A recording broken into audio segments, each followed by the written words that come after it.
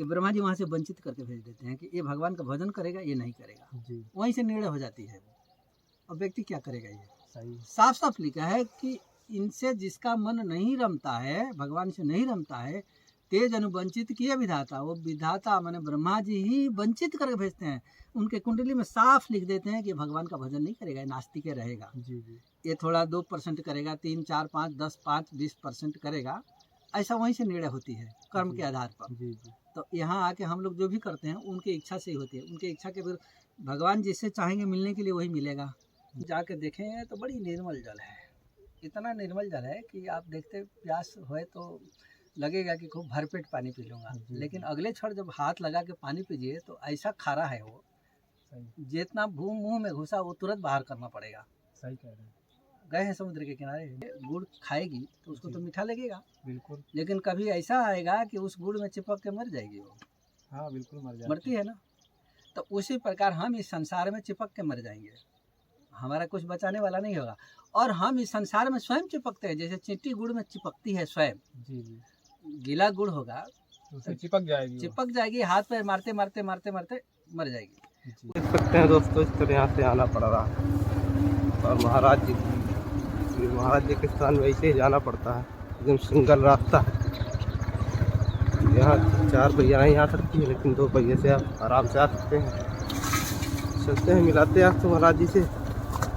हे दोस्तों, चित्रकूट वाले में आपका स्वागत है। आज हम चित्रकूट के एक साधु संत से मिलने के लिए आए थे, जो श्री रामदास महाराज जी के नाम से प्रसिद्ध है। जो चित्रकूट टाटी घाट के पास ही मंदाकिनी नदी किनारे रह रहे हैं।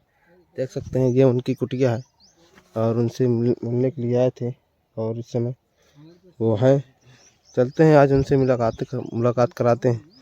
ये इनकी कुटिया बनी हुई है। आइए चलते हैं, बात करते हैं उनसे और पूछते हैं कैसे रहते हैं और किस तरह यहाँ पर रह रहे हैं, और किस तरह यहाँ पर। देखिए दोस्तों, ये महाराज जी हैं, और इनसे मुलाकात की है और इनसे बात करते हैं। दवा देते हैं। चलिए आगे देखते हैं। ये कुटिया उनकी बनी हुई है, और ये उनका थोड़ा रसोई घर है, जो यहाँ पर खाना वाना बनाते हैं। आइए चलते हैं। ये बगल में मंदाकिनी नदी है, देख सकते हैं किस तरह। ये जस्ट बगल में यहाँ पे महाराज जी स्नान करते हैं और भजन करते हैं, और यहाँ तपस्या करते हैं वाली कुटिया में। देख सकते हैं इस तरह कुटिया बनी हुई महाराज जी है यहाँ पर। चलिए बातें करते हैं इनसे और पूछते हैं कैसे यहाँ रह रहे हैं। चलिए बने रहिए वीडियो में। थोड़ा मोटा नहीं है, और इसको तोड़ के इसमें ब्रह्मा विष्णु महेश भी बाहर नहीं जा सकते। कोई भी बाहर यहाँ जाने का बिल्कुल कुछ भी हल्का सा भी कोई भी संभावना नहीं है कि कोई तोड़ के निकल जाए यहाँ से। केवल राम जी के जो भगत होंगे, राम जी का जो पार्षद होंगे, उनके लिए तो रास्ता है। वो तो आएंगे तो रास्ता खुल जाएगा, आएंगे जाएंगे। चूँकि अब अनंत कोटि ब्रह्मांड जहाँ लटका है, तो भगवान का साकेत धाम तो अलग किराने है। तो इनके भगत यहाँ से जब राम जी के यहाँ जाएगा तो उसके लिए तो दरवाज़ा देना ही पड़ेगा। जी। लेकिन किसी देवता के लिए दरवाज़ा नहीं खुलेगा वो। और ब्रह्मा विष्णु महेश भी है, तो उसके तोड़ के नहीं जा सकते हैं वो। अब 40 योजन का मतलब हो गया, किलोमीटर में बदलिए तो 160 किलोमीटर हो जाएगा। 160 किलोमीटर ये परत मोटा है। गुल्लर के फल देखे हैं? जी। क्या बोलते हैं इस यहाँ की भाषा में? गुल्लर बोलते हैं। तो अगर जी कहते हैं, उमर तर विशाल तो माया, फल ब्रह्मांड जीव निकाया, ऐसा बात बोले हैं। माने ये गुल्लर का फल इतना बड़ा होता है, उसके अंदर 1000 कीड़े होते हैं, और बड़े सुखी से रहते हैं, खाते पीते मौज मस्ती। जितना हम लोग ये पूरा ब्रह्मांड गुल्लर के फल अगस्त जी महाराज बना रहे हैं। अगस्त जी महाराज और राम जी से बातचीत हो रही है, तो इस पूरे ब्रह्मांड को गुल्लर का फल बता रहे हैं। तो नेपाल में इसको ठुमरी बोलते हैं उस फल को, और भारत में गुल्लर भी बोलते हैं, और संस्कृत में उमर बोलते हैं। उमर तरु माने गुल्लर का फल। तो देहाती भाषा में तो गुल्लर हुआ, पर संस्कृत भाषा में उमर होता है, अवधी भाषा में भी उमर होता है। तो उमर के फल में, गुल्लर के फल में, जिससे हजारों कीड़े सुरक्षित होकर खाए पिए मौज बाल बच्चा सभी पैदा करते हैं, उसी प्रकार इस ब्रह्मांड में हम लोग खाए पिए मौज में हैं, मस्ती है। लेकिन उस फल को हाथी पैर से रौंद दे, हाथी काल हो गया है, मर जाएगा ना जी। उसी प्रकार भगवान शिव यहाँ के संहार के देवता हैं। जब चाहे हम लोग फल में सुरक्षित देख तो रहे हैं पर है नहीं निशंक। गुलर के फल में जैसे जीव निशंक होके खा पी रहा है, यहाँ हमारे पर कुछ भी नहीं है लेकिन फिर भी उसके ऊपर काल का गति तो चल रहा है। इसलिए हमारे ऊपर भी चल रहा है और हम अनभिज्ञ हैं उस काल से। काल की गति कैसी है ना, हम तो अपने मौज मस्ती में है, दुनिया भर का नाप शनाप क्या क्या जो कर्म नहीं करना चाहिए वो भी कर रहे हैं, सब कुछ कर रहे हैं, नहीं कर रहे हैं, सब कर रहे हैं। लेकिन काल इतना द्रुत गति से चल रहा है कि हम कब बच्चे रहे, कब थोड़ा बड़े हो गए, उससे भी बड़े प्रौढ़ हो गए, फिर बुढ़ापे में गए, फिर एक दिन चला भी जाना है। और सबसे बड़ा आश्चर्य जब मरना है, मरना तो है ये सबको, तो मरना है लेकिन हम लोग को दिखता नहीं है। इस संसार सागर को गोस्वामी जी समुद्र को सागर कहते हैं जी जी। और इसको भी भव सागर कहते हैं। वो समुद्र में दुनिया भर का रतन होता है, गहराई भी हम लोग नाप नहीं सकते हैं जी, अनगिनत। हाँ, नाप नहीं सकते हैं उसके। हम लोग अपने बल से, अब कृत्रिम साधन है वो तो नाप लेगा, लेकिन अभी तक नहीं नापा गया है। हाँ, अभी तक नाप भी नहीं पाया, लिखा गया है उस समय तो नापा नहीं जा सकता है। तो अब उसके भीतर जो डुबकी लगाएगा रत्न मिल जाएगा। ये संसार वही है, रतन सब कुछ है। अब उस सागर में जाके देखें तो बड़ी निर्मल जल है, इतना निर्मल जल है कि आप देखते प्यास होए तो लगेगा कि खूब भरपेट पानी पी लूँगा, लेकिन अगले क्षण जब हाथ लगा के पानी पीजिए तो ऐसा खारा है वो, जितना मुंह में घुसा वो तुरंत बाहर करना पड़ेगा। सही कह रहे हैं। गए हैं समुद्र के किनारे? नहीं गए। तो कितना निर्मल दिखता है वो, देखने में तो बहुत अच्छा लगता है, लेकिन पी एक घोंट नहीं सकते हैं, अंदर नहीं ले जा सकते। उसी प्रकार ये संसार है। ये संसार में देखने में तो लगता तो है कि बहुत बढ़िया रमणी है, सही, लेकिन ये सारा का सारा संबंध खारा ही है। माँ बेटे का है, चाहे बाप बेटे का, भाई बंधु, जो स्त्री पुत्र जो भी संबंध है, इसको आप आत्मसात करना चाहें तो धोखा ही है, बढ़िया तो कुछ नहीं है। ये सब छोड़ के यहीं जाना पड़ेगा। तो वो निर्मलता यहाँ का संबंध का खारा है। माने हम संबंध तो सोचने के बहुत मधुर है, लेकिन मधुर तो है नहीं, दुख है, दुख है। जैसे वो जल में देखने में तो लगता है कि बड़ा निर्मल है, पर उपयोग में लाने में उतना ही खारा है। उसी प्रकार इस संसार को उपयोग में हम लाएंगे तो उतना ही खारा हो जाएगा। जितना हम सुख सोच रहे हैं वो सुख है ही नहीं, अंत में दुखदाई है। देखने में थोड़े देर के लिए, अब जैसे चींटी है गुड़ खाएगी तो उसको तो मीठा लगेगा, बिल्कुल, लेकिन कभी ऐसा आएगा कि उस गुड़ में चिपक के मर जाएगी वो। हाँ बिल्कुल, मरती है ना। तो उसी प्रकार हम इस संसार में चिपक के मर जाएंगे, हमारा कुछ बचाने वाला नहीं होगा। और हम इस संसार में स्वयं चिपकते हैं, जैसे चींटी गुड़ में चिपकती है स्वयं। जी। गीला गुड़ होगा तो चिपक जाएगी, हाथ पैर मारते मारते मारते मारते मर जाएगी। उसी प्रकार इस संसार में संबंध के संसार में संबंध तो हम ही बनाते हैं और संबंध बना के चिपकते हम ही हैं, और चिपक उपयोग के लिए नहीं है। अब उसी प्रकार भगवान वो अगस्त जी कह रहे हैं कि उमर तरु विशाल तो माया, फल ब्रह्मांड जीव निकाया। जैसे गुल्लर के पेड़ में कई लाखों फल लगे हुए हैं, पेड़ का जड़ तो कहीं और है और उसमें लाखों। उसी प्रकार ये ब्रह्मांड जो है ना, भगवान के रोम रोम में करोड़ों करोड़ों फड़ा है, हर जगह सारे जीव पड़े हुए हैं, और हर ब्रह्मांड का संचालक अलग अलग है, एक ही संचालक नहीं है, हर अलग अलग। हाँ, ये तीन ब्रह्मा विष्णु महेश संचालक हैं। एक तीनों के लिए तीन काम दी गई, एक को जगत को उत्पन्न करने के लिए दिया गया है, एक को जगत का पालन पोषण के लिए दिया गया, दूसरा जगत जितना ये लोग बनाए वो ख़त्म कर देने के लिए दिया। अब ये तीन मिलके त्रिदेव हैं। अब ये पूरी देव मंडली बनाई गई। तो देव मंडली बनाई गई तो देवता लोग जो है अपने अपने, कोई सूर्य है, कोई चंद्रमा है, कोई है, अग्नि है, हर प्रकार के विभाग है। सही, ये विभागीय मंत्री हैं लोग। तो अपने अपने विभाग के सब समाधान, सबका अपना अपना पावर अपने अपने विभाग में है, अपने अपने विभाग को लेकर जमे बैठे हुए हैं। तो ये संसार तो विचित्र है। अब ब्रह्मा जी जब पहले भगवान बना रहे हैं तो कृषि भृकुटी विलास जासु जगई, राम बाम देसी सीता सोई। तो राम जी के समझ जाती हैं कि अब एक ब्रह्मांड बनाना चाहते हैं, वो ब्रह्मांड बना देती हैं और बना के फिर निवेदन करती हैं कि प्रभु आपकी इच्छा से ब्रह्मांड बन गया है। वो फिर निवेदन करते हैं कि तुम अपने अंश से चाहो, मैं भी अपने अंश से चल रहा हूँ। तो वो राम जी के अंश से महाविष्णु बनते हैं क्षीर सागर में, और किशोरी जी के अंश से महालक्ष्मी बनती हैं। ये दोनों आ गए क्षीर सागर में। अब क्षीर सागर में यही सब सृष्टि चालू होगी।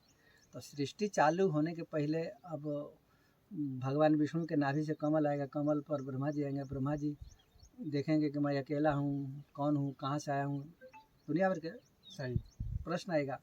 फिर उनको तपस्या करने के लिए निर्देश करेंगे, फिर तपस्या करेंगे, भगवान प्रकट होंगे, फिर बोलेंगे आप सृष्टि करो। तो चतुश्लोकी भागवत देते हैं, मतलब 4 वेद 4 श्लोक में दे दिया जाता है उनको। ब्रह्मा जी की इतनी बड़ा योग्यता है कि 4 श्लोक में पूरी समझ जाते हैं वेद। अब पर हम लोगों को समझने के लिए 4 वेद 18 पुराण बनाया जाता है। चूँकि हम लोग समझने में थोड़ा बहुत तेज नहीं है, इसलिए विभाग बांटना पड़ जाता है उनको समझाने के लिए। पर वो तो बहुत बड़े जोक है, उसमें श्लोकों की संख्या बढ़ती ही जाती है, बढ़ जाएगी ना वो समझाने के लिए। जैसे सज्जू के लोग तो चतुश्ल उसी से समझ जाएंगे, त्रेता भी वही समझा, पर द्वापर में आके विभाजन हो जाएगा। अब विभाजन करके फिर सबका खंड खंड किया जाएगा, उतना पर भी तो नहीं समझ में आती है। उसमें भी सब लोग अलग अलग उसका मतलब निकाल रहे हैं। अलग अलग निकालेंगे, जिसकी जैसी क्षमता होगी वैसा ही निकालेगा ना। तो इसीलिए अगस्त जी महाराज कहते हैं कि उम्र तरु विशाल तो माया फल ब्रह्मांड जीव निकाया। ये जीव अनेकानेक जो हैं ये आपका माया है, और माया है तो माया तो सत्य होती नहीं है, वो तो आज नहीं तो कल तो नाश हो जाएगा। और हम लोग इसको सत्य मान देते हैं, और सत्य मान के सारा लीला जो है ना अपना बिगाड़ लेते हैं। थोड़ा सा यही जानना चाहिए कि भगवान का भजन करना चाहिए। हाँ, सारा कर्म करते हैं जैसे भगवान के द्वारा बनाया गया स्त्री पुरुष। ये संसार नहीं रहेगा तो चलेगा भी नहीं चलेगा, और संसार नहीं चलेगा तो भगवान की लीला भी नहीं चलेगी। तो लीला को चलाते हुए अपना संसारिक क्रिया सारा करते हुए धार्मिक रूप से चलाइए और भगवान को प्राप्त कर लिए। चूँकि राम जी के ज़माने में आए ना, सब भय परम पद के अधिकारी। राम जी के ज़माने में उनके प्रजा कोई पापी नहीं था, सब के सब धर्मात्मा थे, और इतना बड़ा धर्मात्मा थे कि भाई सब परम पद के सारे परम पद के अधिकारी हो गए। तो वो भी तो गृहस्थ में है, गृहस्थ से तो बाहर नहीं है, फिर भी अपने आचरण से परम पद की प्राप्ति तो कर गए। तो यहाँ के भी गृहस्थ उस हिसाब से यदि करें तो परम पद के अधिकारी तो हैं। ऐसा नहीं है कि अधिकारी नहीं बनेगा, है अधिकारी। लेकिन हम लोग भूल बस इधर के उधर, इधर के उधर, इधर के उधर मूड मानते हैं, और जिसने इस ब्रह्मांड से अपना उद्धार करने के लिए सोचा वो चला गया। अब सबरी जी देखिए, सबरी जी हाँ आपके छत्तीसगढ़ के हैं जी। एक वहाँ सबरी नारायण मंदिर है, वहाँ उनका जन्मभूमि है। छोटी सी बच्ची, भगवान की कृपा। एक जगह ब्रह्मा जी ये भी कह रहे हैं जाके मन इनसे नहीं रहता तेज अनुवंचित किए विधाता। इसमें व्यक्ति का भी दोष नहीं है कि ब्रह्मा जी वहाँ से वंचित करके भेज देते हैं कि ये भगवान का भजन करेगा, ये नहीं करेगा, वहीं से निर्णय हो जाती है वो। अब व्यक्ति क्या करेगा, ये साफ साफ लिखा है कि इनसे जिसका मन नहीं रमता है, भगवान से नहीं रमता है, तेज अनुवंचित किए विधाता। वो विधाता माने ब्रह्मा जी ही वंचित करके भेजते हैं। उनके कुंडली में साफ लिख देते हैं कि भगवान का भजन नहीं करेगा, नास्तिक रहेगा, ये थोड़ा 2% करेगा, 3, 4, 5, 10, 5, 20% करेगा। ऐसा वहीं से निर्णय होती है कर्म के आधार पर। तो यहाँ आके हम लोग जो भी करते हैं उनकी इच्छा से ही होती है। उनके इच्छा के विरुद्ध भगवान जिससे चाहेंगे मिलने के लिए वही मिलेगा, नहीं चाहेंगे तो नहीं मिलेगा। वो आज चाहें कि हम मिल जाओ तो कौन रोकेगा उनको। यहाँ का काम है केवल नाशवान वस्तु को देखने के लिए, पर भगवान आ जाएंगे तो उनको भी देख लेगी। अब जैसे यहाँ से स्वर्ग बहुत दूर है, हम नहीं देख सकते हैं, दूर इतना है कि देख ही नहीं सकते हैं। लेकिन कोई ऐसा यंत्र हो हमको पहुँचा दे वहाँ तो देख लेंगे, नहीं देख लेंगे। तो उसी प्रकार भगवान जो है इस आँख से दिखाई तो नहीं पड़ सकते हैं, लेकिन हमारे कर्म से तो दिखाई पड़ेंगे। आँख से दिखाई करने की क्षमता नहीं है, कर्म से दिखाई पड़ जाते हैं। अब कर्म रातों दिन भगवान का नाम जपी रहते, कहाँ बचेंगे? बचने की तो कोई बात नहीं। महाराज जी जैसे हम भक्ति करते हैं तो उसमें हम लोगों का भला कैसे कर सकते हैं? अब भला तो है ना, राम नाम जब जपेगा तभी तो भला होगा, ऐसा तो कुछ नहीं होगा। तो हम जपते हैं तो उसमें हमारा भला होगा, दूसरे का हम कैसे कर सकते हैं? उसमें आया है बारेक नाम जपत जंजेऊ हो तरन तारन नरतेऊ जी। अब साधु से 100, 50, 1000, 500 लोग जुड़ जाते हैं जी, ठीक है, भला कर देता है ना वो। क्यों? बारेक नाम की बात आई है। एक नाम जपने वाला अपने को तार लेगा ऐसा नहीं कह रहे हैं जी। बारेक नाम जपत जन जेऊ, जो एक बार नाम जपा है वो हो तो तरन तारन, वो दूसरे को तारने वाला हो जाएगा। अब इसकी तो बड़ी विलक्षण बात आ जाएगी ना। लेकिन महाराज जी फिर भी उसका लोग विरोध करते हैं, कुछ लोग। काहे का? यानी जिसे संसारिक जीवन से कोई मतलब ही नहीं है। नहीं, विरोध भी लोग विरोध करते हैं। विरोध क्या करेंगे? हो तरन तारन नरते हो। अब एक नाम जपने वाला उस प्रकार के क्वालिटी में चला जाएगा भगवान का नाम। जी अब आपको एक बात बताऊं, जैसे साधन हजारों 10 साल 5 साल जो साधन किया करते हूँ, तो चलो सूरदास से दर्शन कर लो। सूरदास जी उस ज़माने के सिद्ध संत थे। तुलसीदास जी हैं, कबीरदास जी हैं, मीराबाई हैं, वो भक्ति युग है वो, और भक्ति युग में सब सीधे सीधे संत आते थे। तो महाराज जी कबीरदास जी, सूरदास, ये तुलसीदास जी से बहुत पहले हुए हैं। उनका अंतिम है, इनका शुरुआत है तो वही। लेकिन कबीर के बाद फिर तुलसी आए हैं। तो ये क्या है, बहुत बार हो देखिए, जी तुलसीदास जी नरहरानंद जी के शिष्य हैं। जी अब नरहरानंद जी के गुरु भाई हैं कबीरदास जी, रामानंद के शिष्य वो भी हैं। जी जी नरहरानंद जी भी अनंतानंद जी और स्वामी रामानंद जी के संयुक्त शिष्य हैं। जी शंख से बजा के तो स्वामी जी दीक्षा तो दे दिए नरहरानंद जी को। जी अनंतानंद जी को बोले कि तुम बेस दे दो, हैं तो उसी समय के। जी और उनको बोले कि जाकर चित्रकूट में तपस्या करो। वो तो सनकादि के अवतार है नरहरानंद जी, 4 मुख से अवतार है। अब वो उनके चेला ये तुलसीदास जी हैं, तो समकक्ष तो वही हो रहा है। जैसे हम अपने काका गुरु को नहीं देखूंगा, कबीरदास जी तो काका गुरु लग रहे हैं ना, तो काका गुरु को नहीं देखेंगे वो समकक्ष की बात है। माने उनकी अंतिम पड़ाव है, इनकी शुरुआत है। जैसे आप हैं, आपके पिताजी हैं, आपके भाई, पिताजी के भाई हैं, तो आपका जो लड़का होगा तो आपका तो देख, बाप को देखिए, दादा को तो देखा ही है, और दादा के भाई को भी तो देखेगा, नहीं देखेगा? ऐसा तो कोई जरूरी नहीं कि दादा पहले ही मर जाए तब नाती पोता पैदा होगा। तो उस हिसाब में तुलसीदास जी की शुरुआत ही है, ये लोगन की अंतिम बेला चल रही है। तो ये सब समकक्ष देखे हुए, उन्हीं के समकक्ष मैंने थोड़ा दिन आगे पीछे, पर है वही समय का। तो उसी में सूरदास जी वहाँ है। ये बात स्पष्ट हो गई ना आपको?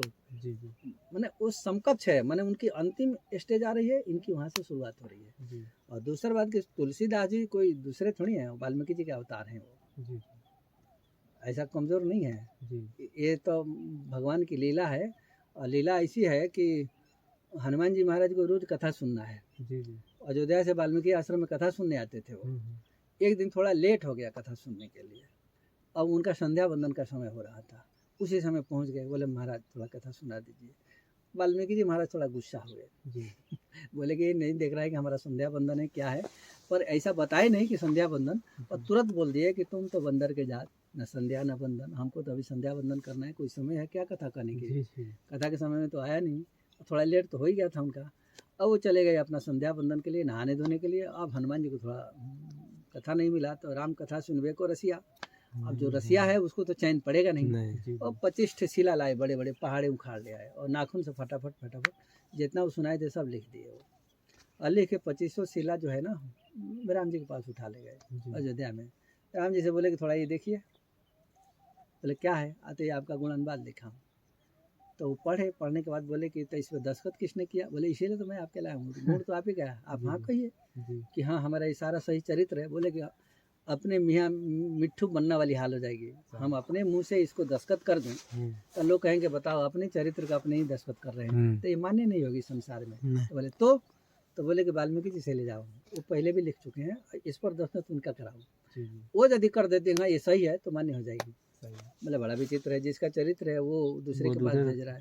बोले हम अपना चरित्र अपने पर उसका प्रूफ रीडिंग नहीं करूँगा, आजकल प्रूफ रीडिंग होता है ना, ये नहीं करूँगा, उन्हीं से कराओ।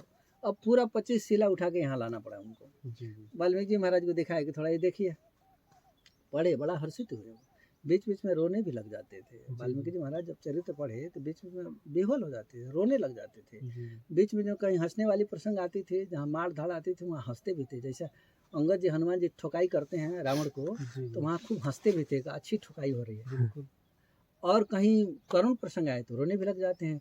वनवास में ये लोगों को तकलीफ जो वर्णन किया है उसमें वो रोने भी लग जाते हैं। अंत में जब 2500 शिला जब पढ़ लिए तो थोड़ा उदास हो गए, उदास होकर बैठ गए। हनुमान जी देखते रहे, दस्तखत करेंगे कब करेंगे, नहीं कुछ बोले। तो बोले महाराज एक बात बताओ, कुछ बोल नहीं रहे हो क्यों? फिर भी नहीं बोले। अरे कुछ तो बोलिए, फिर भी नहीं बोले। 2 4 10 बार बोल दिए, कुछ तो बोलिए। फिर हनुमान जी बोले कि मैं देख रहा था कि जब हमारे ये पठन आप कर रहे थे चरित्र का लिखा हुआ, तो बीच बीच में कहीं आप रोते थे, कभी हंसते थे, कभी उछलते कूदते थे, और पढ़ लेने के बाद सारा उछल कूद बंद हो गया, मौन धारण करके बैठ गया, वो भी उदास मन से बैठे हैं। कारण बताइए। 2 4 बार पूछे तो बोले बताऊँ? हाँ तो हाँ बताइए। बोले कि एक पहले वचनबद्ध हो जाओ कि जब मैं बताऊंगा तो जो हम मांगूंगा वो देना पड़ेगा। हनुमान जी बोले कि ठीक है दे दूंगा। तो बोले कि ये 25 शिला उठाओ और ले जाके समुद्र में फेंक दो। तब बोले कि बड़ा विचित्र बात है, कलयुगी वालों का काम कर दिया। ठीक है मैं फेंक देता हूँ, लेकिन एक हमारी तरफ से श्राप भी सुन लो। अब वो तो त्रिकालदर्शी हैं मुनि, वाल्मीकि भाई ब्रह्म समाना, जब ब्रह्म के समान हो जाएंगे तो वो तो सभी जान जाएगा। वो जान गए कि ये जो श्राप देंगे हमारे लिए कल्याण हो जाएगा। तब बोले हाँ हाँ श्राप दे दो, कोई बात नहीं, श्राप स्वीकार करने जा रहे हैं। तब बोले कि कलयुग वाले ईर्ष्या द्वेष वाला काम किए हो, ये कीर्ति जो है समुद्र में फेंकने का काम, मतलब कलयुग वाले लोग हैं। कलयुग वाले लोग कहते हैं कि यहाँ करो, वहाँ समुद्र फेंको, ये करो, तो एक कलयुग वाला काम किया, इसलिए आपको कलयुग में जन्म लेना पड़ेगा। आप जबकि सिद्ध हैं, आप भगवान के धाम को जाएंगे, आपका मोक्ष हो चुका है, फिर भी आपको जन्म होगा। अब ये मैं रुक जाएगा और जन्म लेना पड़ेगा कलयुग में। और ये चरित्र जो मैं लिखा हूँ, इस चरित्र का प्रकाशन करना पड़ेगा, स्वयं लिखना पड़ेगा। वाल्मीकि जी महाराज बड़े प्रसन्न हो गए। श्राप से तो कोई प्रसन्न नहीं होता है, पर वाल्मीकि जी महाराज इस श्राप से प्रसन्न हो गए। वो सोचे कि कम से कम ये कीर्ति का फायदा हमको मिलेगा, इनको नहीं मिलेगा। वही हुआ। फिर वाल्मीकि जी महाराज तुलसीदास के रूप में आए, राम राम जपे जन्मते ही।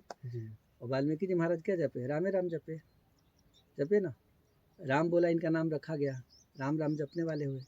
उसके बाद